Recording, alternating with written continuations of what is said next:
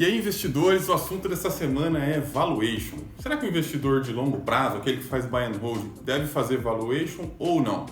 Eu sou o Enéas, esse é o Valoriza e vamos lá.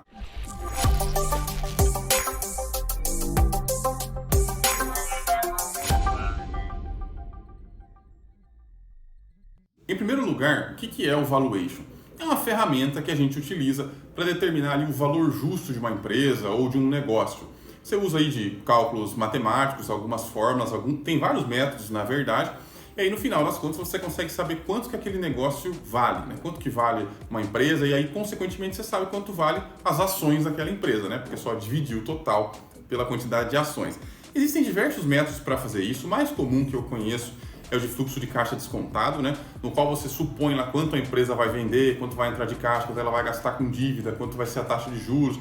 Enfim, você sabe lá mais ou menos o fluxo de caixa futuro dela e você aplica lá uma taxa de retorno e traz tudo isso para valor presente. E aí, quando você consegue achar esse valor, você pode comparar o preço que ela está sendo negociada na bolsa com o preço que você encontrou ali no seu valuation, né? E aí você pode saber se a empresa está cara ou está barata, pode comprar ou vender baseado nisso. Bom, pelo menos é isso que se vende por aí. Além disso, também pode fazer baseado em múltiplos, né? Se baseia lá no PL ou no PVPA e aí compara com outras empresas do segmento, outras empresas parecidas, enfim. Independente da metodologia, o resultado é que você vai acabar sabendo ou achando que sabe se a empresa está cara ou se a empresa está barata. No mundo real, aí fora um pouco da manada, para que serve o valuation? A primeira utilidade, a principal, é de avaliar o seu negócio, avaliar um negócio próprio. Por exemplo, você tem lá um posto de gasolina e você quer vendê-lo. Você vai vendê-lo por qual preço?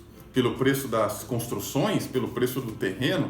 É claro que não. Você tem que saber o quanto que ele vende, o quanto que ele fatura, o quanto que ele tem de lucro, o quanto que ele tem de custo fixo, o quanto que ele paga de imposto, enfim, tudo isso daí. Porque a pessoa que vai comprar quer saber o quanto aquele negócio dá de dinheiro. Não quer saber quanto você gastou ali, não quer saber quanto custou para erguer a estrutura, para cavar os buracos, enfim. Isso aí não interessa. O que ela quer saber é qual que é o fluxo, quanto é que isso daí vai me dar de dinheiro. E aí, com base nisso daí, você consegue saber o valor do negócio, o valor que você tem que oferecer na venda e tal. Paralelamente, no mundo corporativo, você tem as grandes fusões, as aquisições, né? Grandes negócios societários, todos são feitos de alguma maneira baseado em algum tipo de valuation. Porque, por exemplo, se uma empresa vai comprar outra, tem que ter um valor, né? E esse valor geralmente é alcançado utilizando-se de métodos de valuation. E também os grandes investidores institucionais, grandes fundos, enfim, pessoas muito qualificadas que têm portfólios muito grandes, também utilizam do valuation justamente para saber se uma ação está cara, se uma ação está barata, esse tipo de coisa.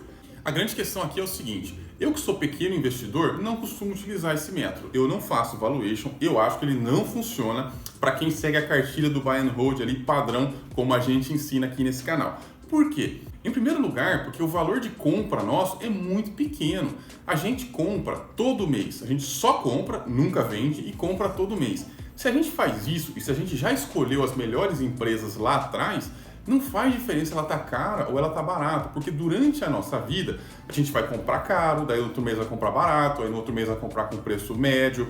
Sempre a gente vai estar variando, porque a bolsa varia muito. Porém, claro, se você segue lá uma planilha de balanceamento, né, como aqui eu apresentei aqui para vocês em outro vídeo, que eu vou deixar aqui os cards, provavelmente você vai conseguir comprar mais barato e não comprar quando está na alta, não comprar caro, o que vai te dar uma vantagem muito grande, né, para outras pessoas que não usam esse método, não usam essas planilhas.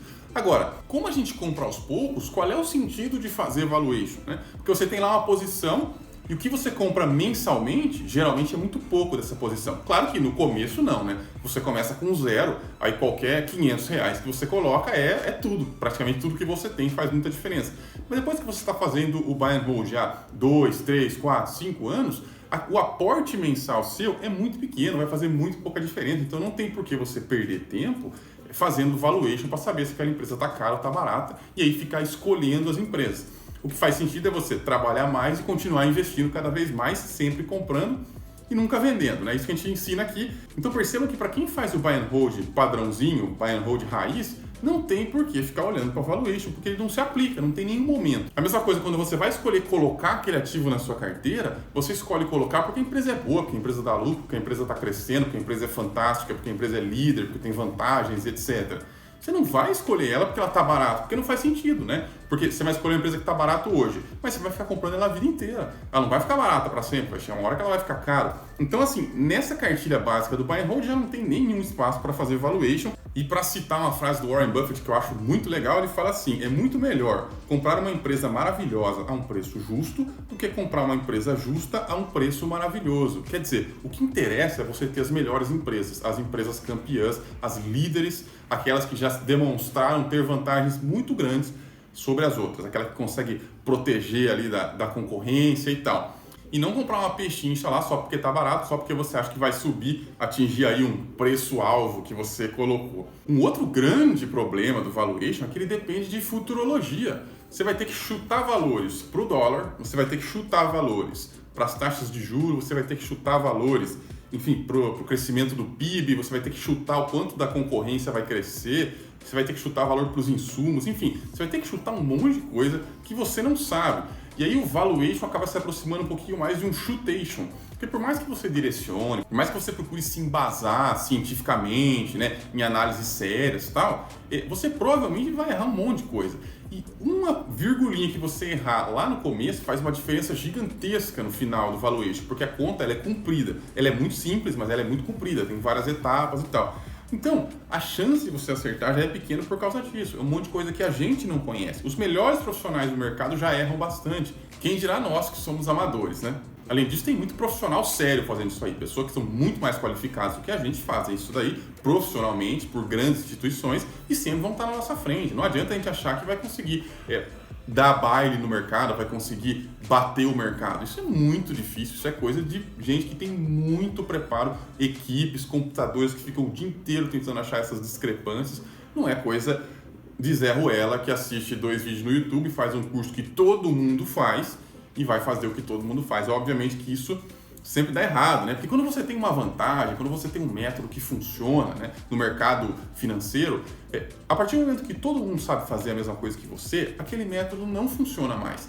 Porque a vantagem no mercado financeiro, aquele edge que você tem, é diretamente proporcional ao conhecimento que você tem a mais. A partir do momento que todo mundo fica sabendo, acabou a vantagem. Saber que algo está barato ou algo está caro é algo para pessoas que são insiders, que têm informações privilegiadas, que provavelmente não é o caso de quem está me assistindo aqui. Então não tem como um negócio que todo mundo faz igual funcionar. A maioria perde na bolsa, a gente sabe disso. Então se você fizer o que a maioria faz, é claro, você vai acabar perdendo também. Por isso que o valuation feito da maneira que é ensinado por aí, como um negócio fácil, que todo mundo pode fazer, que é tranquilo e tal, logicamente não vai dar certo. A pessoa não vai conseguir acertar e vai fazer escolhas ruins. Fora que se você olha especificamente para os múltiplos, esse negócio induz muito a erro. Porque é normal empresas boas terem os múltiplos muito esticados, muito caros, né? Só para dar um exemplo para vocês, estava dando uma olhada na Raia Drogasil, ela tinha em 2012 o PL, que é o preço sobre o lucro, o valor 73. Isso significa que o preço dela era 73 vezes o lucro, ou seja, precisaria de 73 anos para se pagar o investimento. É assim que um cara normal ia ler essa informação. No entanto, lá em 2012 ela valia R$ 2,60 e hoje ela vale R$ 23,00. Acabou de ter um split aí, tá? Eu já corrigi para os valores do split. Ela vale R$ 23,00, com um PL ainda muito alto, de 52. Qualquer pessoa que investe baseado em valuation falar que comprou Raia Drogasil lá em 2012 porque estava barato, é mentira. Claro que não, porque esse indicador demonstra que a empresa estava super cara.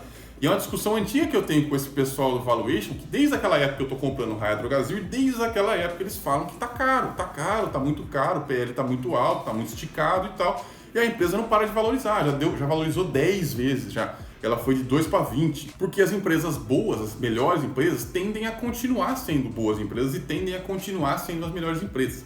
Quer dizer que tem certeza? Quer dizer, não tem certeza. Pode ser que amanhã a Raia Drogasil venha à falência, entendeu? Não tem nada garantido no mercado financeiro. Porém, o que a gente consegue observar é que as melhores empresas tendem a continuar as melhores empresas. E elas sempre estarão caras, na opinião desse pessoal que fica procurando pechincha. Se você quer procurar pechincha, não é proibido. Porém, use uma parte do seu capital muito pequena, porque isso a gente não chama de buy and hold, a gente chama de trade de valor. A pessoa ela procura uma empresa que está subavaliada pelo mercado e tenta se aproveitar disso. Não é proibido fazer isso. O que é proibido é fazer uma coisa achando que está fazendo outra. Isso não é buy and hold, isso não é comprar para sempre. Você não compra uma empresa mais ou menos porque está barato e mantém o resto da vida. Ninguém faz isso. A gente compra uma empresa excelente a qualquer preço para manter pelo resto da vida. Isso sim, isso funciona, isso é provado que funciona. Agora, uma empresa mais ou menos, você pode comprar para ganhar um dinheirinho ali em um curto prazo, médio prazo, 2, 3 anos, enfim, sei lá. Não estou recomendando que faça isso, eu não faço isso, eu não gosto disso. Mas pode fazer. O que não pode é fazer uma coisa e achar que está fazendo outra. Isso não é fazer buy and hold, isso é trade de valor. Então, só para fechar o raciocínio, eu não acho que o valuation se encaixa numa estratégia de longo prazo de buy and hold. Eu acho que ele não vai funcionar. Ele vai dar muito menos retorno do que quem faz simplesmente aquele buy and hold, comprando as melhores empresas, os melhores ativos, os melhores fundos imobiliários, os melhores de tudo, todo mês, um pouquinho por mês. Agora, claro que se você olha para os bilionários, aqueles caras que têm muito dinheiro, que investem tudo de uma vez, que movimentam muito dinheiro, esses caras não têm opção, eles precisam fazer valuation, porque eles movimentam muito dinheiro. Não tem como você movimentar uma grande quantidade de dinheiro sem fazer um estudo, sem fazer uma boa análise. Mas primeiro, eles têm muito mais ferramenta que a gente, eles vão acertar muito mais que a gente. E segundo, a gente não precisa fazer isso, a gente não precisa movimentar quantias vultosas de dinheiro, a gente pode fazer um pouquinho por vez, né? Principalmente renda variável, tem que entrar aos poucos, bem aos poucos. A gente leva anos para montar a carteira inteira, para ter todas as ações que a gente quer ter, né? Muitas vezes a gente quer ter, sei lá, 10, 20 ações, mais 20 no exterior, mais 10 fundo imobiliário, mais não sei quantos REITs, mais renda fixa, mais moeda, mais ouro, enfim, sei lá o que cada um quer ter. A gente demora muito tempo para ter um pouquinho de tudo. Então espero que tenha ficado claro, não precisa fazer valuation, basta escolher as melhores empresas, os melhores ativos, que vai dar certo, você vai enriquecer se você investir por muitos e muitos anos sem parar. Então de hoje foi isso, semana que vem a gente volta com mais e até lá.